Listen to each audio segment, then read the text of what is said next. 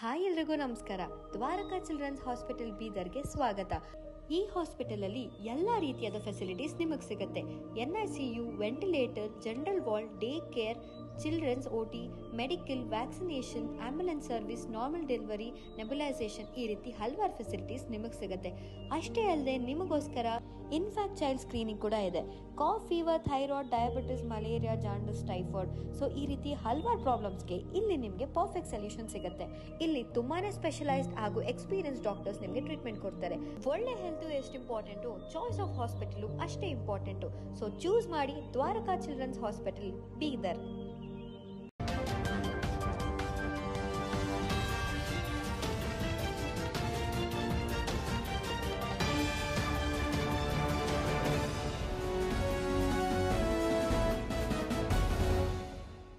ನಮಸ್ಕಾರ, ನೀವು ನೋಡ್ತಾ ಇದ್ದೀರಾ ಸುದ್ದಿ ಸಮಯ ನ್ಯೂಸ್ ಚಾನಲ್. ಇದು ಲೋಕಲ್ ಎಕ್ಸ್ಪ್ರೆಸ್. ನಾನು ಮಹರ್ದಳ ಕುಳಗಿ. ಮತ್ತೆ ಹೊಸ ಹೊಸ ಸುದ್ದಿಗಳನ್ನು ತೆಗೆದುಕೊಂಡು ನಾವು ನಿಮ್ಮ ಮುಂದೆ ಬರ್ತಾ ಇದ್ದೀವಿ. ಈ ದಿನದ ಪ್ರಮುಖ ಹೆಡ್ಲೈನ್ಸ್ಗಳನ್ನು ನೋಡ್ಕೊಂಡು ಬರೋಣ. ಬಾಲ್ಕಿ ಪುರಸಭೆ ಮುಖ್ಯಾಧಿಕಾರಿಗಳು ಕಾನೂನು ಬಾಹಿರವಾಗಿ ನನ್ನ ಗೋಡೆ ಕಾಂಪೌಂಡ್ ಒಡೆಸಿದ್ದಾರೆ. ನ್ಯಾಯ ಸಿಗದಿದ್ದರೆ ವಿಷ ಸೇವಿಸುವೆ. ಸುದ್ದಿಗೋಷ್ಠಿಯಲ್ಲಿ ಯಾದರೋ ಕನಸೆ ಹೇಳಿಕೆ. 71 ವರ್ಷದ ಹಿರಿಯನಾದ ನನಗೆ ತೊಂದರೆ ನೀಡ್ತಾ ಇದ್ದಾರೆ. ನಾನು ಯಾರಿಗೂ ಕೈ ಚಾಚಿದವನಲ್ಲ. ಕನಸೆ ಸ್ಪಷ್ಟನೆ. ಬೀದರ್ ಜಿಲ್ಲಾ ಪ್ರಗತಿಪರ ಸಮಾನ ಮನಸ್ಕ ವಕೀಲರ ವತಿಯಿಂದ ನಗರದಲ್ಲಿ ಪ್ರತಿಭಟನೆ. ಕೇಂದ್ರ ಗೃಹ ಸಚಿವ ಅಮಿತ್ ಶಾ ರಾಜೀನಾಮೆ ನೀಡಬೇಕೆಂದು ಒತ್ತಾಯಿಸಿದ ಸಮಾನ ಮನಸ್ಕ ವಕೀಲರು ಅವರ ಹೇಳಿಕೆಯನ್ನು ಸಮರ್ಥಿಸಿರುವ ಪ್ರಧಾನಮಂತ್ರಿ ಅವರ ನಡವಳಿಕೆ ಕೂಡ ಖಂಡನೀಯವಾಗಿದೆ. ವಕೀಲರಿಂದ ಆಕ್ರೋಶ. ಮಾಜಿ ಮುಖ್ಯಮಂತ್ರಿ ಎನ್ ಧರ್ಮಸಿಂಗ್ ಅವರ ಜನ್ಮದಿನದ ಸವಿ ನೆನಪಿಗಾಗಿ ಕ್ರಿಕೆಟ್ ಟೂರ್ನಮೆಂಟ್ ಆಯೋಜನೆ. ಚಂದ್ರ ಸಿಂಗ್ ಅವರ ನೇತೃತ್ವದಲ್ಲಿ ನಡೆದ ಕ್ರಿಕೆಟ್ ಟೂರ್ನಮೆಂಟ್. ಚಿಟ್ಟಾ ಸಿಸಿ ಕ್ರಿಕೆಟ್ ತಂಡಕ್ಕೆ ಟ್ರೋಫಿ ಜೊತೆಗೆ 1 ಲಕ್ಷ ಬಹುಮಾನ ವಿತರಿಸಿದ ಸಂಸದ ಸಾಗರ್ ಖಂಡ್ರೆ. ಇಂದಿನ ಒಂದಿಷ್ಟು ವಾರ್ತೆಗಳ ವಿವರಗಳನ್ನು ನೋಡ್ಕೊಂಡು ಬರೋಣ. ಬಾಲ್ಕಿ ಪುರಸಭೆ ಮುಖ್ಯಾಧಿಕಾರಿ ಸಂಗಮೇಶ್ ಕಾರ್ಬಾರಿ ಅವರು ನಮ್ಮ ಬಯಲು ನಿವೇಶನಕ್ಕೆ ಕಟ್ಟಿಸಲಾದ ಗೋಡೆ ಕಾಂಪೌಂಡ್ ಕಾನೂನು ಬಾಹಿರವಾಗಿ ಒಡೆಸಿದ್ದಾರೆ. ಕಾರ್ಬಾರಿ ಅವರು ನನಗೆ 1 ಲಕ್ಷ ಹಣ ಕೇಳಿದ್ರು. ಆ ಲಂಚದ ಹಣವನ್ನು ಕೇಳಿದ್ರು, ಆದರೆ ನಾನು ಕೊಡಲಿಲ್ಲ. ಕೊಡದೇ ಇದ್ದುದಕ್ಕೆ ಬಾಲ್ಕಿಯ ಬಾಲಾಜಿ ನಗರದಲ್ಲಿರುವಂಥ ನಮ್ಮ ನಿವೇಶನಕ್ಕೆ ನಿರ್ಮಿಸಲಾದ ಕಾಂಪೌಂಡ್ ಗೋಡೆಯನ್ನು ಒಡೆಸಿದ್ದಾರೆ. ನನಗೆ ನ್ಯಾಯ ಸಿಗದೇ ಇದ್ದರೆ ವಿಷ ಸೇವಿಸುವೆ ಎಂದು ನಿವೇಶನದ ಮಾಲೀಕ ಯಾದರೋ ಕನಸೆ ತಿಳಿಸಿದರು. ನಗರದ ಜಿಲ್ಲಾ ಪತ್ರಿಕಾ ಭವನದಲ್ಲಿ ಕರೆದ ಸುದ್ದಿಗೋಷ್ಠಿಯನ್ನು ಉದ್ದೇಶಿಸಿ ಮಾತನಾಡಿರುವಂತಹ ಅವರು ಪುರಸಭೆ ಮುಖ್ಯಾಧಿಕಾರಿ ಸಂಗಮೇಶ್ ಕಾರ್ಬಾರಿ ಜನಸಾಮಾನ್ಯರಿಗೆ ಲಂಚದ ಬೇಡಿಕೆ ಇಟ್ಟು ಸಾಕಷ್ಟು ತೊಂದರೆ ಕೊಡ್ತಾ ಇದ್ದಾರೆ. ಇದರಿಂದ ಪುರಸಭೆಯ ಗೌರವ ಘನತೆ ಕ್ಷೀಣಿಸ್ತಾ ಬರ್ತಾ ಇದೆ. ಆದ್ದರಿಂದ ಕಾರ್ಬಾರಿ ಅವರಿಗೆ ಬಾಲ್ಕಿಯಿಂದ ವರ್ಗಾವಣೆ ಮಾಡಬೇಕು, ಇಲ್ಲ ಅವರ ಮೇಲೆ ಸರ್ಕಾರ ಕಾನೂನಿನ ಸೂಕ್ತ ಕ್ರಮ ಕೈಗೊಳ್ಳಬೇಕೆಂದು ಸುದ್ದಿಗೋಷ್ಠಿಯಲ್ಲಿ ಯಾದವ್ ತಿಳಿಸಿದರು.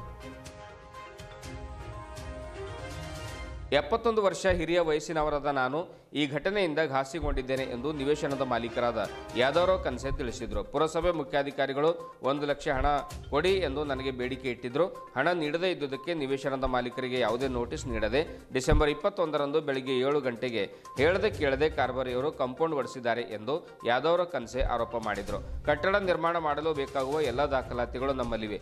ಒಂದು ವೇಳೆ ನಾವು ಕಾನೂನು ಬಾಹಿರವಾಗಿ ಕಟ್ಟಿಸಿದರೆ ಮುಖ್ಯಾಧಿಕಾರಿಗಳು ದಾಖಲಾತಿಯನ್ನು ನೀಡಲಿ. ನ್ಯಾಯಾಲಯದ ಆದೇಶವನ್ನು ಉಲ್ಲಂಘನೆ ಮಾಡಿರುವ ಆರೋಪ ಕೂಡ ಸಂಗಮೇಶ್ ಕಾರ್ಬಾರಿ ಮೇಲಿದೆ. ಅದನ್ನು ಮೀರಿ ನಮ್ಮ ನಿವೇಶನದ ಕಾಂಪೌಂಡ್ ಒಡೆಸಿದ್ದಾರೆ. ಆದ್ದರಿಂದ ಸರ್ಕಾರ ಅವರ ಮೇಲೆ ನ್ಯಾಯಾಲಯದ ಆದೇಶ ಉಲ್ಲಂಘನೆ ಪ್ರಕಾರ ಕಾನೂನಿನ ಸೂಕ್ತ ಕ್ರಮ ಕೈಗೊಳ್ಳಬೇಕು, ನಮಗೆ ನ್ಯಾಯ ಒದಗಿಸಿಕೊಡಬೇಕೆಂದು ಪ್ರಕಟಣೆಯಲ್ಲಿ ತಿಳಿಸಿದ್ದಾರೆ. ಜಿಲ್ಲಾ ಉಸ್ತುವಾರಿ ಸಚಿವರು ಬಾಲ್ಕಿಯವರೇ ಇರೋದರಿಂದ ಅವರ ಮೇಲೆ ನಮಗೆ ಸಾಕಷ್ಟು ಗೌರವ ಇದೆ. ಈ ವಿಷಯ ಅರ್ಥೈಸಿಕೊಂಡು ಸಚಿವರು ಕೂಡ ನಮಗೆ ನ್ಯಾಯ ಒದಗಿಸಿಕೊಡಬೇಕೆಂದು ಕನಸೆ ಕೋರಿದ್ದಾರೆ. ಇದೇ ವೇಳೆ ಅವರ ಮಗನಾದ ಪಾಂಡುರಂಗ್ ಕನಸೆ ಕೂಡ ಸುದ್ದಿಗೋಷ್ಠಿಯಲ್ಲಿ ಹಾಜರಿದ್ದರು.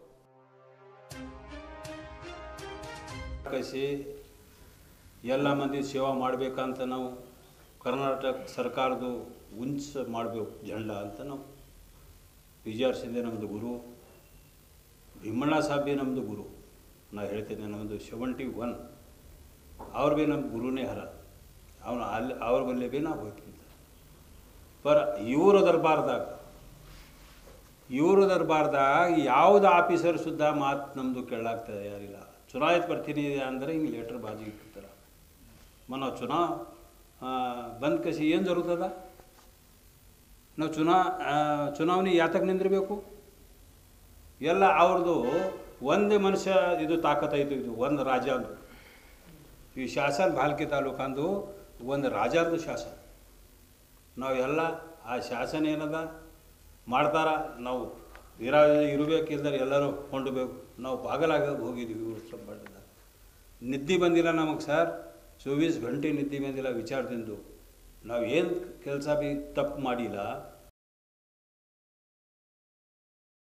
ಈಗ ನಮಗೇನಾಗ್ಯದ, ನಮ್ಮ ಸಲಕ್ಕಿಲ್ಲ, ನಮ್ಮ ಪರವಾಗಿ ನಮ್ಮ ಜಾಗ ಬೇರೆಯವ್ರಿಗೆ ಹಿಂಗೆ ಆಗಬಾರ್ದು. ಈಗ ಅದು ಆಗಬಾರ್ದು ಅಂದ್ರೆ ಸರ್ಕಾರ ಕ್ರಮ ತಗೋಬೇಕು ಸರ್. ಏನು ಮಾಡಂಗಿಲ್ಲ ಸರ್, ನಮ್ಮದು ಎಲ್ಲ ಮನಸ್ಸೇ ನಾರಾಜ ಆಗಿವತ್ತು ಸರ್. ನಾವು ಇವು ಶಾಸನದಿಂದ ಕರ್ನಾಟಕ ಶಾಸನ ಕಡೆಯಿಂದ ಬಾಲ್ಕಿ ಏನು ಶಾಸನ ಮಾಡ್ಲದಾರ ಅವರು ದಿಂದ ನಾವು ಜಹರ್ ತಿಂದು ಕಸಿ ಸಾಯ್ಬೇಕು. ಯಾವ ಆಫೀಸರ್ ಮನುಷ್ಯ ಬಿ ಕೇಳಂಗಿಲ್ಲ, ಎಲ್ಲ ಒಂದು ಹತ್ತಿ ಕಾರ್ಬಾರ ಅದ. ನಾವು ಅಲ್ಲಿ ಉಳ್ಬೇಕು ಏನು ಸತ್ತು ಹೋಗ್ಬೇಕು, ಅದು ಎರಡು ಮಾತವ. ಈಗ ನಾವು ಜಮೀದಾರ್ ಮನುಷ್ಯ ಮಾತಾಡ್ತೀನಿ, ಮಾಜಿ ಸರ್ಪಂಚ್ ಮಾತಾಡ್ತೀನಿ, ಮಾಜಿ ಜಿಲ್ಲಾ ಪಂಚಾಯತ್ ಸದಸ್ಯ ಮಾತಾಡ್ತೀನಿ. ನಮ್ಮದು ಉಮರ್ 71. ಈಗ ಏನಿಲ್ಲ, ನ್ಯಾಯರ ಇಲ್ಲಿ ಸಿಗಲ್ಲ. ಯಾವ ಆಫೀಸರ್ ಮನುಷ್ಯ ನಮ್ಮದು ಮಾತಾಡೋದು ನ್ಯಾಯ ಸಿಗಲ್ಲ. ನಾವು ಜಹದಂತ ಕಿಸಿ ಸಾಯ್ಬೇಕಾಗ್ತದೆ. ಬಾಲ್ಕಿ ತಾಲೂಕು ಒಳಗೆ ಪೈಲೆ ಹಿಡಿದು ನಮ್ಮ ಯಾರು 7 ಕೇಸ್ ಸರ್, ಸುಮ್ಮನೆ ಒಂದರ ನಮ್ಮ ಅಪೋಸಿಷನ್ ಆಗಿಲ್ಲ ಅಂದ್ರೆ ಏಸ್ ಅಂತ ನಾವು ತಳ್ಕೋಬೇಕು. 7 ಕೇಸ್ ಅಟ್ರಾಸಿಟಿ ಕೇಸ್. ಸುಮ್ಮನೆ ಕನಿಷ್ಠ ಅವರು 35 लाख ರೂಪಾಯಿ ಕಳು ಮಾಡಿ ಅಂತ ಬೆಂಗಳೂರದಾಗ 4 ದಿವಸ ನಾವು ಲೆಕ್ಕ ತೋರಿಸೀನಿ. 1 ರೂಪಾಯಿ ಸುದ್ದ ಹೇಳ್ತೀನಿ. ಗಾಡಿಗಳು ನಾವು ತಂದೆವು, ದಿಲ್ಲಿ ಹೋಗೋದು ಗಾಡಿಗಳು ನಿಂತು ಕಸಿ ನಮ್ಮ ಮೇಲೆ ಜೈಲಿಗೆ ಕಳಿಸ್ಕೊಟ್ರು. ಅಲ್ಲಿ ನಮ್ಮದು ಜಮಾನ ಸಿಕ್ತು ಸರ್. ಇವರೆಲ್ಲ ಸರ್ ಕಾನ್ಸ್ಟೇಬಲ್ ಇಲ್ಲ, ಎಲ್ಲ PSI ಸರ್ಕಲ್ ಇಂಥ ಮಂದಿ ನಾವು ಈ ಶಾಸನ ಮಾಡಿದ್ದೀವಿ. 8 ದೊಡ್ಡ ಪೊಲೀಸರು ಹೊಂಟಾರ ಸರ್, ಅಂಜಿಸ್ಲತ್ತಾರ, ಗಾಡಿ ಬೀಳಿಸ್ಲತ್ತಾರ. ಯಾವ ಹಿಮ್ಮತ್ ಮಾಡ್ತಾನೆ ಸರ್, ಮನೆ ಹೊರಗೆ ಬರ್ಲಕ್ಕೆ ಅಂಜಿಕೆ ಆಗ್ಲತ್ತವ ಸರ್. ಈಗ ನಮಗೆ ಇದು ನೋಡ್ರಿ ಸರ್, ಇಲ್ಲೇ ಅದ, ಇದು ವಿಡಿಯೋ ನಿನ್ನಿಂದೆ ಅದ. 8 ಮಂದಿ ಮೀಡಿಯಾ ಬರೋಣ, ಒಬ್ಬರು ಬಿ ಅಲ್ಲಿ ಇಲ್ಲ ಸರ್, ಎಲ್ಲ ಗೈಪ್ ಆಗ್ಲತ್ತಾರ. ಯಾಕೆ ಇವ್ರಿಗೆ ಏನದ ಅಂಜಿಕೆ? ಮೀಡಿಯಾದವ್ರು ಬರೋಣ ಬಿ ವಿಡಿಯೋ ಅದ, ಅದು ಬಿ ನೋಡ್ರಿ. ನಂಬಲ್ಲಿ ಈಗ ಎಂತೋ ಇಷ್ಟು 8 ಪೊಲೀಸ್ ಒಂದು ಜಾಗಕ್ಕೆ ಹಿಡ್ಲಕ್ಕೆ ಹೆಂಗೆ ಮಾಡತ್ತಾರ. ಈಗ ನಾಳೆಗೆ ನಾವು ಏನರ ಇದು ಮಾಡೋದು, ಒಯ್ದು ನಮಗೆ ತಿಹಾರದಾಗ ಬಿಟ್ಟು ಹಾಕ್ತಾರೆ. ಅಷ್ಟು ಅಂಜಿಕೆದಾಗ ನಮಗೆ. ಬಾಲ್ಕಿದ ಶಾಸನ ಬೇರೆ ಸರ್. ಹಾಂ, ಭಾರತ ಸಂವಿಧಾನದ 75 ವರ್ಷಗಳ ನೆನಪಿನಲ್ಲಿ ಭಾರತದ ಸಂಸತ್ನಲ್ಲಿ ಗೃಹ ಮಂತ್ರಿಯವರು ಡಾಕ್ಟರ್ ಬಾಬಾ ಸಾಹೇಬ್ ಅಂಬೇಡ್ಕರ್ ಅವರ ಕುರಿತು ವ್ಯಂಗ್ಯವಾಗಿ ಮಾತನಾಡಿರುವಂತಹ, ಅಂದರೆ 6 ಸಲ ಹೇಳಿ ಅಂಬೇಡ್ಕರ್ ಅಂಬೇಡ್ಕರ್ ಅಂಬೇಡ್ಕರ್ ಹೆಸರು ಹೇಳಿ ಅದೊಂದು ಫ್ಯಾಷನ್ ಆಗಿದೆ ಎಂದಿರುವುದು ಅಂಬೇಡ್ಕರ್ ಅವರ ಒಂದು ಅನುಯಾಯಿಗಳಿಗೆ ಅಪಮಾನ ಆಗಿದೆ. ಅಮಿತ್ ಶಾ ಅವರ ಒಂದು ಹೇಳಿಕೆಯನ್ನು ಸಮರ್ಥಿಸಿರುವ ಪ್ರಧಾನಮಂತ್ರಿಯವರ ನಡವಳಿಕೆ ಕೂಡ ಖಂಡನೀಯವಾಗಿದೆ ಎಂದು ಸಮಾನ ಮನಸ್ಕ ವಕೀಲರು ತಿಳಿಸಿದರು. ಕೋರ್ಟ್ ಆವರಣದಿಂದ ಜಿಲ್ಲಾಧಿಕಾರಿಗಳ ಕಚೇರಿವರೆಗೆ ತೆರಳಿ ರಾಷ್ಟ್ರಪತಿಗಳಿಗೆ ಬರೆದಿರತಕ್ಕಂಥ ಮನವಿ ಪತ್ರವನ್ನು ಜಿಲ್ಲಾಧಿಕಾರಿಗಳ ಮುಖಾಂತರ ಸಲ್ಲಿಸಿದರು. ಡಾಕ್ಟರ್ ಅಂಬೇಡ್ಕರ್ ಅವರ ಸಂವಿಧಾನದಿಂದಾಗಿ ಭಾರತ ಶೋಷಿತ ಸಮಾಜ ಅಲ್ಲದೆ ಅಲ್ಪಸಂಖ್ಯಾತರು ಮತ್ತು ಹಿಂದುಳಿದವರು ಸ್ವತಂತ್ರವಾಗಿ ಬಾಳಲಿಕ್ಕೆ ಸಾಧ್ಯವಾಗಿದೆ. ಡಾಕ್ಟರ್ ಬಾಬಾ ಸಾಹೇಬ್ ಅಂಬೇಡ್ಕರ್ ಇಂದಾಗಿ ಶೋಷಿತ ಸಮಾಜ ಸೇರಿದಂತೆ ಇಡೀ ಭೂಲೋಕವೇ ಸ್ವರ್ಗವಾಗಿದೆ ಎಂದು ಹೇಳಿದರು. ಇದೇ ವೇಳೆ ಬಾಬುರಾವ್ ಹನ್ನ, ಕಾಶಿನಾಥರಾವ್ ಫುಲೆ, ಆಮೇಲೆ ದೀಪಕ್ ಗುಪ್ತಾ, ಶರಣಪ್ಪ ಶರ್ಮಾ, ಸುಂದರರಾಜ್ ಫಿರಂಗೆ, ದೋಂಡಿಬಾ, ಶಿವರುದ್ರ ಕಾಂಬಳೆ ಸೇರಿದಂತೆ ಇನ್ನಿತರ ವಕೀಲರು ಉಪಸ್ಥಿತರಿದ್ದರು.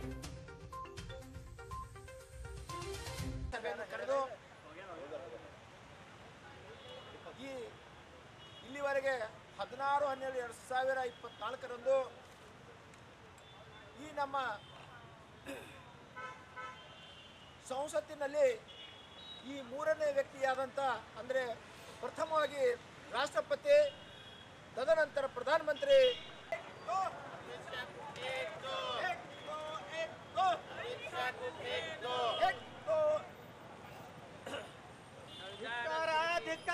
ಅಮಿತ್ ಶಾಗೆ ಧಿಕ್ಕಾರ, ಅಮಿತ್ ಶಾಗೆ ಧಿಕ್ಕಾರ.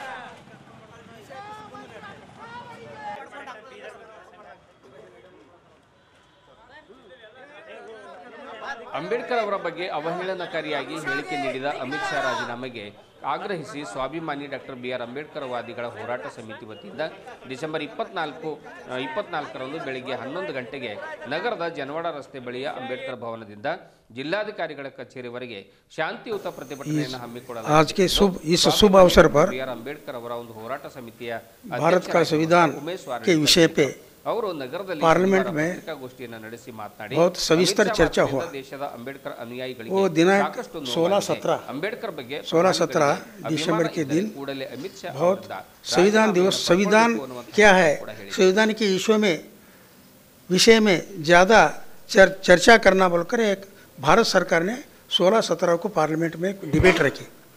वो डिबेट में हम ये कहना चाहते हैं, भारत का होम मिनिस्टर सबसे प्राइम मिनिस्टर के बाद बड़ा मुनो होता है। ऐसा व्यक्ति डिस्क्रिमिनेशन यानी समाज में अलग अलग मतभेद करने का विचार वहाँ रखे। वो क्या है, भारत देश में पहले आज तक स्वतंत्र होने से पहले, स्वतंत्र के बाद भी 3 कानून लागू हो गए। एक भारत स्वतंत्र होने से पहले, ब्रिटिश आने से पहले मनुस्मृति संविधान था। उसके बाद उसको निकाल के ब्रिटिश सरकार हमारे देश में अपना हुकूमत चलाए। वो ब्रिटिश सरकार का कानून लगा हुआ था। उसके बाद डॉक्टर अंबेडकर इस भारत देश के बहुत विद्वान आदमी तैयार हो गए। उन्होंने भारत देश का संविधान लिखकर सभी को हक दिया। डेमोक्रेटिक टाइप के लोग पहले वंचित थे, सब पढ़ाई से दूर था, हक से दूर था, कानून से भी दूर थे। ऐसे लोगों को इकट्ठा करके सबको समान हक दिलाकर डॉक्टर बाबा साहेब अम्बेडकर ने भारत का संविधान निर्माण किया। उस तहत जिस दिन 17-16 दिसंबर के दिन पार्लियामेंट में चर्चा में ये विषय निकला और भारत का होम मिनिस्टर सम्मान्य अमित शाह जी, इनके शब्द है अंबेडकर अंबेडकर अंबेडकर, ऐसा ये फैशन क्यों बनाया है? अगर भगवान का नाम ले तो आपको स्वर्ग प्राप्त होता है, ऐसी भाषा बोले उन्होंने। अंबेडकर से भगवान नहीं है, अंबेडकर ही भगवान है, ये सुनना चाहिए, उनको मालूम होना चाहिए। काल्पनिक रचना पर मैं भगवान को करो वो करो, गलत है। इंसान ही भगवान है। 33 कोटि देवता हमारे हिंदुस्तान में बोले, वो इंसान कुछ बोले 33 कोटि का दूसरा कोई पैदा होकर आए नहीं है। इनके विचार ये गलत है और समाज के खिलाफ है और उन्होंने मनुस्मृति को अपनाने के लिए ये भाषा का उपयोग कर रहे हैं। ऐसी भाषा उचित नहीं है उनके प्रति। होम मिनिस्टर ಪ್ರಧಾನಿಯವರು ಸ್ವಾತಂತ್ರ್ಯ ಆಗಿ 75 ವರ್ಷ ಆದೊಳಗೆ ಅಮೃತ ಕಾಲ ಅಂತ ಹೇಳ್ತಾ ಇದ್ದಾರೆ. ಈ ಅಮೃತ ಕಾಲ ವಿಷಯದಲ್ಲಿ ಸಂವಿಧಾನ ಅಂಗೀಕರಿಸಿಕೊಡ 75 ವರ್ಷ ಆಗಿತ್ತು. ಆ 75 ವರ್ಷ ಬಗ್ಗೆ ಪಾರ್ಲಿಮೆಂಟ್ನಲ್ಲಿ ಚರ್ಚೆ ಇತ್ತು. ಈ ಚರ್ಚೆಯಲ್ಲಿ ನಮ್ಮ ಹೋಮ್ ಮಿನಿಸ್ಟರ್ ಏನಿದ್ದಾರೆ, ಆ home minister ವ್ಯಂಗ್ಯವಾಗಿ doctor Baba Saheb Ambedkar ಬಗ್ಗೆ ಮಾತಾಡಿದ್ದಾರೆ. ಅದು ಸ್ವರ್ಗ ಲೋಕದ ಬಗ್ಗೆ ಹೇಳ್ತಾ ಇದ್ದಾರೆ. ನಾವಂತೂ ಸ್ವರ್ಗ ನರಕಂತ ನೆಂಬೋದಿಲ್ಲ. ಈ ದೇಶದಲ್ಲಿ ಸುಮಾರು 80% ಜನ OBC, ಮೈನಾರಿಟಿ, SC, ST ಏನಿದ್ದಾರೆ, ಆದಿವಾಸಿ ಜನ, ಇವರು ಮೆಜಾರಿಟಿ. ಈ ಮೆಜಾರಿಟಿ ಜನರಿಗೆ ಸ್ವಾತಂತ್ರ್ಯ ಕೊಟ್ಟಿದಂಥ ಡಾಕ್ಟರ್ ಬಾಬಾ ಸಾಹೇಬ್ ಅಂಬೇಡ್ಕರ್. ಈ ಬಾಬಾ ಸಾಹೇಬ್ ಅಂಬೇಡ್ಕರ್ ಇವರು ಸ್ವಾತಂತ್ರ್ಯ ಕೊಟ್ಟು ಮಾತಾಡಲಿಕ್ಕೆ, ಎಕ್ಸ್ಪ್ರೆಷನ್ ಮಾಡಲಿಕ್ಕೆ ಏನು ಅಧಿಕಾರ ಕೊಟ್ಟಿದ್ರು ಸಂವಿಧಾನ ಅಂಗೀಕರಿಸಿ. ಅದರಲ್ಲಿಂದ ಈ ದೇಶದಲ್ಲೇ ನಮ್ಮ ಎಲ್ಲ ಜನರಿಗೆ ಸ್ವರ್ಗ ಸಿಕ್ಕಿದಂಗೆ. ಮತ್ತು ಅಮಿತ್ ಶಾ ಅವರು, ಯಾಕಂದರೆ ಅವ್ರಿಗೆ ಭಾಳ ಜನ ತಡಿಪಾರ್ನು ಅಂತಾರೆ. ಸುಪ್ರೀಂ ಕೋರ್ಟ್ಲಿಂದ ಆದೇಶ ಆಗಿತ್ತು ಗುಜರಾತ್ಲಿಂದ ಹೊರಗಡೆ ಹೋಗಂತ ಹೇಳಿ. ಆ ಹೊರಗಡೆ ಹೋದ ನಂತರ ಕೂಡ ಅವ್ರು ತನ್ನ ಕಿತಾಪತಿ ಬಿಡ್ತಾಯಿಲ್ಲ. ಫೇಕ್ ಎನ್ಕೌಂಟರ್ ವ್ಯಕ್ತಿ. ಆ ಫೇಕ್ ಎನ್ಕೌಂಟರ್ ವ್ಯಕ್ತಿ ಇವತ್ತು ಬಾಬಾ ಸಾಹೇಬ್ ಅಂಬೇಡ್ಕರ್ ಬಗ್ಗೆ ವಿಚಿತ್ರ ಮಾತಾಡಿ ವ್ಯಂಗ್ಯವಾಗಿ ಮಾತಾಡಿದ. ಅದಕ್ಕೆ ಈ ಲೈಕ್ ಮೈಂಡೆಡ್ ವಕೀಲರು ಏನಿದ್ದಾರೆ ಇದಕ್ಕೆ ತೀವ್ರವಾಗಿ ಖಂಡಿಸ್ತೇವೆ. ಅದ್ರ ಜೊತೆಗೆ ಅಮಿತ್ ಶಾ ಏನು ಹೋಮ್ ಮಿನಿಸ್ಟರ್ ಇದ್ದಾರೆ ಅವ್ರು ರಾಜೀನಾಮೆ ಕೊಡಬೇಕಂತ ಕೂಡ ಒತ್ತಾಯಿಸ್ತಿದ್ದೆವು. ನಮ್ಮ ದೇಶದ ಸಂವಿಧಾನಕ್ಕೆ ಯಾರಿಗೆ ಕೈ ಮುಟ್ಟೋದಾಗೋದಿಲ್ಲ. ಸಂವಿಧಾನ ಪ್ರಗತಿಪರವಾದಂಥ ಸಂವಿಧಾನ ಅಂದರೆ ಒಂದು ಸೈನ್ಸ್ ಇದ್ದಂಗೆ. ಅದು ಸೈನ್ಸ್ ಯಾವಾಗಲೂ ಬೆಳೀತಾ ಹೋಯ್ತು. ಆ ಸೈನ್ಸ್ ಬಗ್ಗೆ, ಸಂವಿಧಾನ ಬಗ್ಗೆ ಭಾಳಷ್ಟು ಅಮೆಂಡ್ಮೆಂಟ್ ಮಾಡ್ಯಾರ ಅಂತಾರೆ. ಅಮೆಂಡ್ಮೆಂಟ್ ಏನು ಪ್ರಗತಿಪರವಾಗಿ ಅಮೆಂಡ್ಮೆಂಟ್ ಇರ್ತದೆ, ವಿನಃ ಹಿಂದಕ್ಕೆ ಮನುಸ್ಮತಿಗೆ ಹೋಗೋಂಥ ಅಮೆಂಡ್ಮೆಂಟ್ ಇರೋದಿಲ್ಲ. ಈ ಹಿನ್ನೆಲೆಯಲ್ಲಿ ಈ ಸಂವಿಧಾನ ಬಗ್ಗೆ ಏನು ಬಾಬಾ ಸಾಹೇಬ್ ಅಂಬೇಡ್ಕರ್ ಬಗ್ಗೆ ಮಾತಾಡ್ತಾ ಈ ಹಿಂದಕ್ಕೆ ಅವ್ರೇನು ಈ ಭಾರತ ಸಂವಿಧಾನ ಒಪ್ತಾ ಇದ್ದಿಲ್ಲ, ಭಾರತದ ತಿರಂಗ ಝಂಡ ಒಪ್ತಿದ್ದಿಲ್ಲ, RSS ತನ್ನ ಕಚೇರಿ ಮೇಲೆ ಝಂಡಾ ಹಾರಿಸ್ತಾ ಇದ್ದಿಲ್ಲ. ಆದರೆ ಇವತ್ತು ಅವ್ರು ದೇಶಭಕ್ತಿ ಅಂತ ಹೇಳ್ತಿದ್ದಾರೆ. ಯಾರು ಬ್ರಿಟಿಷರ ಕಾಲದಲ್ಲಿ, ಬ್ರಿಟಿಷ್ ಪೀರಿಯಡ್ದಲ್ಲಿ ಬ್ರಿಟಿಷ್ ಸಹಾಯ ಮಾಡಿ ಇಲ್ಲಿದ್ದಂಥ ಸ್ವಾತಂತ್ರ್ಯ ಹೋರಾಟ ಮಾಡೋಂಥ ವಿರುದ್ಧ ಮಾತಾಡ್ತಿರೋ ಅಂಥವ್ರ ಬಗ್ಗೆ ದೇಶದ್ರೋಹಿ ಅಂತ ಹೇಳೋರು ಇವತ್ತು ಸ್ವಂತ ದೇಶದ್ರೋಹಿಗಳು ಅಧಿಕಾರಕ್ಕಿದ್ದಾರೆ. ಈ ಅಧಿಕಾರಕ್ಕೆ ಹೋಗಬೇಕಾದ್ರೆ ಈ ಹೋಮ್ ಮಿನಿಸ್ಟ್ರಿ ಏನದ, ಕೇಂದ್ರ ಸರ್ಕಾರದ ಹೋಮ್ ಮಿನಿಸ್ಟರ್ ರಿಸೈನ್ ಮಾಡಬೇಕಂತೇಳಿ ಪ್ರಗತಿಪರವಿದ್ದಂಥ ವಿಚಾರಧಾರ ವಕೀಲರೆಲ್ಲ ಇವತ್ತು ಒತ್ತಾಯ ಮಾಡ್ತಿದ್ದಾರೆ.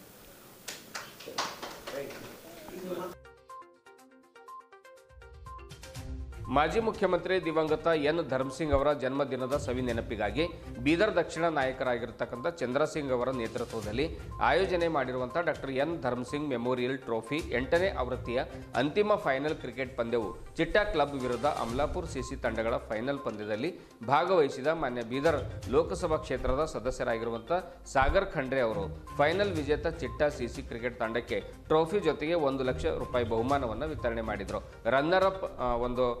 ರನ್ನರ್ ಅಪ್ ಅಮಲಾಪುರ್ ಸಿಸಿ ತಂಡಕ್ಕೆ ಟ್ರೋಫಿ ಜೊತೆಗೆ 50,000 ರೂಪಾಯಿ ವಿತರಣೆ ಮಾಡಿದರು. ಚಿಟ್ಟಾ ಕ್ರಿಕೆಟ್ ಕ್ಲಬ್ ರವರ ಒಂದು ಪಂದ್ಯಾವಳಿಯ ಶ್ರೇಷ್ಠ ಪ್ರಶಸ್ತಿ ಟ್ರೋಫಿ ಜೊತೆಗೆ 10,000 ನಗದು ಬಹುಮಾನವನ್ನು ನೀಡಿ ಅಭಿನಂದಿಸಿದರು. ಉತ್ತಮ ಬ್ಯಾಟ್ಸ್ಮನ್ ಶೇಖ್ ಅಮೀರ್, ಬೌಲರ್ ಪ್ರವೀಣ್ ಮೇತ್ರೆ, ತೀರ್ಪುಗಾರರಾಗಿರತಕ್ಕಂಥ ಕೃಷ್ಣ ಮತ್ತು ಅಕ್ಷಯ್ ಅವರಿಗೆ ಇದೇ ಸಂದರ್ಭದಲ್ಲಿ ಸನ್ಮಾನಿಸಿ ಗೌರವಿಸಲಾಯಿತು. ವೀಕ್ಷಕ ವಿವರಣೆಗಾರರು ವಿಶಾಲ್ ಸ್ಕೋರ್ ಮೇಲೆ ವಿವರ ಪಾಯಿಸ್ ಮತ್ತು ಕ್ರಿಕೆಟ್ ಅಂಗಳದ ಕ್ಯೂರೇಟ್ ವಿಕಿ ಅತಿವಾಳ್ ಅವರಿಗೆ ಟ್ರೋಫಿ ನೀಡಿ ಸನ್ಮಾನಿಸಲಾಯಿತು. ಈ ಸಂದರ್ಭದಲ್ಲಿ ಟೂರ್ನಿಯ ಆಯೋಜಕರಾದ ಶ್ರೀ ಚಂದ್ರಸಿಂಗ್ ಅವರು, ಯೂಸುಫ್ ಅಲಿ ಜಮಾದಾರ್, ನಾರಾಯಣ್ ಭಂಗಿ, ವಿಜಯಕುಮಾರ್ ಬರೂರ್, ಶ್ರೀನಿವಾಸ್ ರೆಡ್ಡಿ, ಧರ್ಮಪುರ್, ಮೌಲಾಸಾಬ್, ಮಾರುತಿ ಮಾಸ್ಟರ್ ಸೇರಿದಂತೆ ದಕ್ಷಿಣ ಕ್ಷೇತ್ರದ ಅನೇಕ ಹಿರಿಯ ಗಣ್ಯರು, ಮುಖಂಡರು ಮತ್ತು ಅನೇಕ ಯುವ ಕ್ರೀಡಾಪಟುಗಳು ಈ ಸಂದರ್ಭದಲ್ಲಿ ಹಾಜರಿದ್ದರು.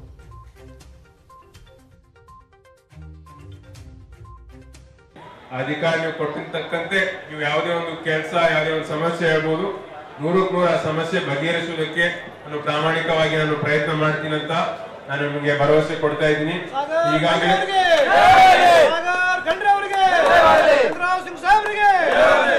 ಈಗಾಗಲೇ ಸಂಸತ್ನಲ್ಲೂ ಕೂಡ ನಾನು ಧ್ವನಿ ಎತ್ತಿದೆ. ಮೊನ್ನೆ ಈ ನಮ್ಮ ಜಿಲ್ಲೆಯ, ನಮ್ಮ ಲೋಕಸಭಾ ಕ್ಷೇತ್ರದ ಯುವಕರು ಬೆಂಗಳೂರು, ಹೈದರಾಬಾದ್, ಪುಣೆ ಹೋಗ್ತಾ ಇದ್ದಾರೆ, ಇಲ್ಲೇ ಒಂದು ಉದ್ಯೋಗದ ಅವಕಾಶ ಮಾಡಿಕೊಡ್ಬೇಕಂತ. ಆದ್ರೆ ಮಂತ್ರಿಗಳು ಕರೆಕ್ಟ್ ಆಗಿ ಅವ್ರು ಉತ್ತರ ಕೊಟ್ಟಿಲ್ಲ. ತಾವು ನೋಡಿರ್ಬೋದು, ನೋಡಿದ್ರೆ ನಿಮ್ಗೆ ಗೊತ್ತಿರತ್ತೆ ಅವ್ರ ಉತ್ತರ ಕರೆಕ್ಟ್ ಸರಿಯಾಗಿ ಕೊಟ್ಟಿಲ್ಲ ಅಂತ. ಆದ್ರೆ ಅದನ್ನು ನಾವು ಬಿಡೋದಿಲ್ಲ, ಮತ್ತೆ ನಾವು ಅದನ್ನು ಫಾಲೋ ಅಪ್ ಮಾಡಿ ನಾವು ಸತತವಾಗಿ ಇಲ್ಲಿ ನಮ್ಮ ಜಿಲ್ಲೆ, ನಮ್ಮ ಲೋಕಸಭಾ ಕ್ಷೇತ್ರಕ್ಕೆ ನಾವು ಅಭಿವೃದ್ಧಿ ಮಾಡೋದು ನಾವು ಕೆಲಸ ಮಾಡ್ತಾ ಇರ್ತೀವಿ. ತಂದೆಯವರಾದ ಜಿಲ್ಲಾ ಉಸ್ತುವಾರಿ ಸಚಿವ ಈಶ್ವರ್ ಖಂಡ್ರೆ ಸಾಹೇಬರು ಕೂಡ ಸತತವಾಗಿ ಅನುದಾನ ತಂದು ಅಭಿವೃದ್ಧಿ ಮಾಡ್ತಾ ಇದ್ದಾರೆ. ಇವತ್ತು ಕೂಡ ಗುಲ್ಬರ್ಗಾದಲ್ಲಿ ಒಂದು ದೊಡ್ಡ ಆಸ್ಪತ್ರೆ ನಾವು ಇವತ್ತು ಓಪನಿಂಗ್ ಇತ್ತು. ನಮ್ಮ ಕಲ್ಯಾಣ ಕರ್ನಾಟಕ ಭಾಗಕ್ಕೆ ಬಹಳ ಬೇಕಾಗಿತ್ತು. ಇಂಥ ಎಲ್ಲಾ ಕೆಲಸಗಳು ನಮ್ಮ ಕಾಂಗ್ರೆಸ್ ಸರ್ಕಾರ 5 ಗ್ಯಾರಂಟಿಗಳು, ಬೇರೆ ಬೇರೆ ಎಲ್ಲಾ ಕೆಲಸ ನಾವು ಮಾಡ್ತಾ ಬಂದಿದ್ದೀವಿ. ಹಿಂದೆನೂ ಮಾಡಿದ್ದೀವಿ, ಮುಂದೇನು ನಾವು ಯಾವತ್ತು ಮಾಡ್ತಾ ಬರ್ತೀವಿ. ಇದ್ರ ಜೊತೆ ತಾವು ಮುಖಂಡರು ನಿಮ್ಗೆ ಸ್ವಲ್ಪ ನೋವುಗಳು ಹೇಳಿದ್ರಿ ಈ ಬೀದರ್ ದಕ್ಷಿಣ ಕ್ಷೇತ್ರದ ಬಗ್ಗೆ. ಅದನ್ನು ಕೂಡ ನಾನು ಪಕ್ಷದ ಹೈಕಮಾಂಡಿಗೆ ನಾನು ಮುಟ್ಟಿಸ್ತೀನಿ ಅಂತ ಅನ್ನೋದು ಕೂಡ ನಾನು ನಿಮಗೆ ಆಶ್ವಾಸನೆ ಕೊಡ್ತೀನಿ. ಇದೇ ರೀತಿ ತಾವು ಗೌರ್ಮೆಂಟ್ ಮಾಡ್ತಾ ಇರಿ. ಯಾವಾಗಲೂ ನಾವು ಕೂಡ, ನಾವು ಇರ್ಬೋದು, ಚಂದ್ರಸಿಂಗ್ ಅಣ್ಣವ್ರು ಇರ್ಬೋದು, ನಾವೆಲ್ಲರೂ ಕೂಡಿ ನಾವು ಸಹಕಾರ ಮಾಡ್ತೀವಿ. ಎಲ್ಲರೂ ಒಗ್ಗಟ್ಟಾಗಿ, ಎಲ್ಲರೂ ಒಂದಾಗಿ ನಮ್ಮ ಬೀದರ್ ಜಿಲ್ಲೆ, ನಮ್ಮ ರಾಜ್ಯ ಹಾಗೂ ರಾಷ್ಟ್ರವನ್ನು ನಾವು ಅಭಿವೃದ್ಧಿ ಮಾಡೋಣ, ಒಳ್ಳೆ ರೀತಿಯಲ್ಲಿ ಕೆಲಸ ಮಾಡೋಣ. ಮತ್ತೊಂದ್ಸಲ ನನಗೆ ಇವತ್ತಿನ ದಿವಸ ವಿಶೇಷವಾಗಿ ಚಂದ್ರಸಿಂಗ್ ಅವರಿಗೆ ನನಗೆ ಕರೆದು ನಿಮ್ಗೆ ಎಲ್ಲರಿಗೆ ಭೇಟಿ ಮಾಡಿ ನನಗೆ ಈ ಕ್ರಿಕೆಟ್ ಟೂರ್ನಮೆಂಟ್ ಅಲ್ಲಿ ಫೈನಲ್ಸ್ಗೆ ಪ್ರೈಸ್ ಕೊಡಕ್ಕೆ ಹಾಗೂ ನಮ್ಗೆಲ್ಲರಿಗೆ ಬಂದು ಒಂದು ಮಾತನಾಡೋಕೆ ನನಗೆ ಅವಕಾಶ ಮಾಡಿಕೊಟ್ಟಿಸಲಿಕ್ಕಿಂದು ನಾನು ಅವರಿಗೆ, ನಮ್ಮೆಲ್ಲರಿಗೆ ನನ್ನ ವತಿಯಿಂದ ಹಾಗೂ ನಮ್ಮ ಮಾಧ್ಯಮದ ಮಿತ್ರರಿಗೆ ಎಲ್ಲರಿಗೂ ನನ್ನ ವತಿಯಿಂದ ಧನ್ಯವಾದಗಳನ್ನು ಸಲ್ಲಿಸಿ ನನ್ನ 2 ಮಾತು ಮುಗಿಸುತ್ತೇನೆ. ಔಟ್ಸೈಡರ್ ಕಳಿಸಿ 6 ಜನನ್ನ ನೀವು ಹಳ್ಳಿಯವ್ರನ್ನ ಆಡಿಸಿದ್ದೀರಾ. ಅದಕ್ಕೆ ತುಂಬಾ ಒಳ್ಳೇದಾಯ್ತು. ಯಾಕಂದ್ರೆ ಮೊದಲು ಇಲ್ಲಾಂದ್ರೆ ಜಗಳ ಮಾಡ್ಕೊಳ್ತಾ ಇದ್ರು. ನಾವು ಸಿಟಿಯವ್ರು ಬಂದ್ರು, ಅವರು ಬೇರೆ ಊರಿಂದ ಬಂದ್ರು ಆಡಿದ್ರು ಅಂತ ಎಲ್ಲ ಜಗಳ ಆಡ್ತಾ ಇತ್ತು. ಅದರಿಂದ ಇದೆಲ್ಲ ತಪ್ಪಿಸೋದಕ್ಕೆ ಒಳ್ಳೆ ಕೆಲಸ ಮಾಡಿದ್ದೀರಾ. ಯಾಕಂದ್ರೆ ಇವರೆಲ್ಲನೂ ಸೇರಿ ಒಳ್ಳೆ ಟೀಮ್ ಮಾಡಿಕೊಂಡು ಮ್ಯಾನೇಜ್ಮೆಂಟ್ ಮಾಡಿಕೊಂಡು ಎಲ್ಲ ನಡೆಸಿದ್ದಾರೆ. ಅದರಿಂದ ಒಳ್ಳೆದಾಗಿ ನಡೆಸಿದ್ದೀರಾ. ಮುಂದೆ ಬರುವಂತ ದಿನಗಳಲ್ಲಿ ಯಾಕಂದ್ರೆ ಹಿರಿಯರಿದ್ದಾರೆ. ಯಾಕಂದ್ರೆ ಧರ್ಮಸಿಂಗ್ ಸಾಹೇಬರ ಅವರ ಏನು ಹೈದರಾಬಾದ್ ಕರ್ನಾಟಕ, ಏನು ಇವಾಗ ಕಲ್ಯಾಣ ಕರ್ನಾಟಕ ಅಂತ ಕರಿತಾ ಇದ್ದೀವಿ, ಅವರು ಮಾಡಿರುವಂತ ಕೆಲಸಗಳು ಈ ಜನರೇಷನ್ ಅನ್ನು ತಿಳಿಸ್ಬೇಕು. ಯಾಕಂದ್ರೆ ಇಷ್ಟು ಜನ ಯೂತ್ಸ್ ಇದ್ದಾರೆ, ಅವ್ರು ಏನ್ ಹಳೆಬ್ರು ಏನ್ ಕೆಲಸ ಮಾಡಿದ್ದಾರೆ ಅನ್ನೋದನ್ನ ನಾವು ಮರ್ತು ಬಿಟ್ಟಿದೀವಿ ಹೇಳೋದು. ಯಾಕಂದ್ರೆ ಇವತ್ತು ಯಂಗ್ಸ್ಟರ್ಸ್ ಇವತ್ತು ಆಡ್ತಾರೆ, ಹೋಗ್ಬಿಡ್ತಾರೆ, ಮರ್ತು ಬಿಡ್ತಾರೆ. ಆಯ್ತು, ಗೆದ್ರು, ಹೋದ್ರು, ಯಾರು ನಡೆಸಿದ್ರು, ಏನ್ ಮಾಡಿದ್ರು ಅನ್ನೋದು ಎಲ್ಲ ಯಾರು ತಿಳ್ಕೊಳ್ಳೋದೇ ಇಲ್ಲ. ಅದರಿಂದ ಇವತ್ತು ಧರ್ಮಸಿಂಗ್ ಸಾಹೇಬ್ರ ಈ ಕಲ್ಯಾಣ ಕರ್ನಾಟಕದಲ್ಲಿ ಏನ್ ಕೆಲಸ ಮಾಡಿದ್ರೆ 371J ಒಂದೇ ಸಾಕು. ಇವತ್ತು ಯೂತ್ಸ್ ಇವತ್ತು ಇದ್ದೀರಾ, ಇಲ್ಲಿ ಇವತ್ತು ಎಜುಕೇಟೆಡ್ಸ್ ಇದ್ದೀರಾ, ಇವತ್ತು ಏನೇನು ಫೆಸಿಲಿಟೀಸ್ ಇದೆ ನಿಮ್ಗೆಲ್ಲ ಅದನ್ನ ತಿಳ್ಕೊಳ್ಬೇಕಾಗುತ್ತೆ. ಅದು ಬಿಟ್ಟು ಇವತ್ತು ಬೀದರ್ ಜಿಲ್ಲೆಗೆ ಏನೇನು ಕೆಲಸಗಳು ಮಾಡಿದ್ದಾರೆ ಅನ್ನೋದು, ಇವತ್ತು ಬೀದರಿಂದ ಶ್ರೀರಂಗಪಟ್ಟಣವರೆಗೂ ರೋಡ್ ಆಗಿರ್ಬೋದು, ಮೆಡಿಕಲ್ ಹಾಸ್ಪಿಟಲ್ ಆಗಿರ್ಬೋದು, ಇವತ್ತು ಟ್ರೈನ್ ಅಲ್ಲಿ ಬೆಂಗಳೂರು ಟು ಬೀದರ್ ಬರ್ಬೇಕಂದ್ರೆ ಟ್ರೈನ್ ಫೆಸಿಲಿಟೀಸ್ ಇರ್ಬೋದು, ಅನೇಕ ಕೆಲಸಗಳು, ಇವತ್ತು ವೆಟರ್ನರಿ ಹಾಸ್ಪಿಟಲ್ ಇರ್ಬೋದು, ಆ ತರ ಅನೇಕ ಕೆಲಸಗಳನ್ನ ಅವರು ಇರುವಾಗ ಈ ಕ್ಷೇತ್ರದಕ್ಕೆ ಕೆಲಸ ಮಾಡಿದ್ದಾರೆ. ಅದೇ ತರ ನಮ್ಮ ಸಾಗರ್ ಖಂಡ್ರೆ ಅವರು ಇವತ್ತು ನಮ್ಮ ಯೂತ್ಸ್ಗೋಸ್ಕರ ಇವತ್ತು ಮೊನ್ನೆ ಪಾರ್ಲಿಮೆಂಟ್ ಅಲ್ಲಿ ಒಳ್ಳೆ ಚೆನ್ನಾಗಿ ಮಾತಾಡಿದ್ದಾರೆ. ನಮ್ಮೆಲ್ಲ ಯೂತ್ ಪರವಾಗಿ ಅವರು ಒಳ್ಳೆ ಮಾತನ್ನು ಹೇಳಿದ್ದಾರೆ. ಯಾಕಂದ್ರೆ ಇಲ್ಲಿಂದ ನಾವು ಹೈದರಾಬಾದ್ ಹೋಗ್ಬೇಕು, ಬೆಂಗಳೂರಿಗೆ ಹೋಗ್ಬೇಕು, ಇಲ್ಲಿ ಏನಾದರೂ ಒಳ್ಳೆ ಫ್ಯಾಕ್ಟ್ರೀಸ್ ಒಳ್ಳೆ ಕಂಪನೀಸ್ ಬಂದ್ರೆ ಎಲ್ಲ ಯೂಸ್ಗೆಲ್ಲ ಹೆಲ್ಪ್ ಆಗುತ್ತೆ ಅಂತ ಚೆನ್ನಾಗಿ ಮಾತಾಡಿದ್ದಾರೆ. ಇದೇ ತರ ನಿಮ್ ಜೊತೆ ಯಾವತ್ತೂ ಇರ್ತೀವಿ. ಯಾಕಂದ್ರೆ ಇವತ್ತು ಕ್ಷೇತ್ರ ಜನ ಬಿಡಿ, ಯಾಕಂದ್ರೆ ನಾವೆಲ್ಲರೂ ಸೇರಿ ನಿಮ್ ಜೊತೆ ನಾವು ಯಾವಾಗ್ಲೂ ಇರ್ತೀವಿ. ನಿಮ್ಗೆ ಯಾವುದೇ ಕಷ್ಟ ಇರಲಿ ನಾವೆಲ್ಲ ಮುಂದೆ ಬಂದು ನಿಮ್ ಜೊತೆ ನಿಂತ್ಕೊಳ್ತೀವಿ. ನೀವು ಮುಂದೆ ಹೋಗಿ ನಮ್ಮ ಪರವಾಗಿ ಪಾರ್ಲಿಮೆಂಟ್ ಅಲ್ಲಿ ಧ್ವನಿ ಎತ್ತಿ ಅಂತ ಈ ಸಂದರ್ಭದಲ್ಲಿ ಹೇಳ್ತಾ, ಯಾಕಂದ್ರೆ ಇವತ್ತು ಎಷ್ಟೋ ಕೆಲಸಗಳಿತ್ತು ಅವ್ರಿಗೆ. ಅಪ್ಪವ್ರದ್ದು ಇವತ್ತು ಫಂಕ್ಷನ್ ಇತ್ತು ಪಾಲ್ಕಿಯಲ್ಲಿ, ಅದು ಬಿಟ್ಟು CM ಅವರು. ಇದುವರೆಗೂ ಸುದ್ದಿ ಕೊಟ್ಟಿರುವ ನಾನು ಮಹರ್ದೊಡಾಕೊಳಗಿ. ಮತ್ತೆ ಮುಂದಿನ ವಾರ್ತೆಗಳೊಂದಿಗೆ ಭೇಟಿಯಾಗೋಣ. ವಂದನೆಗಳು.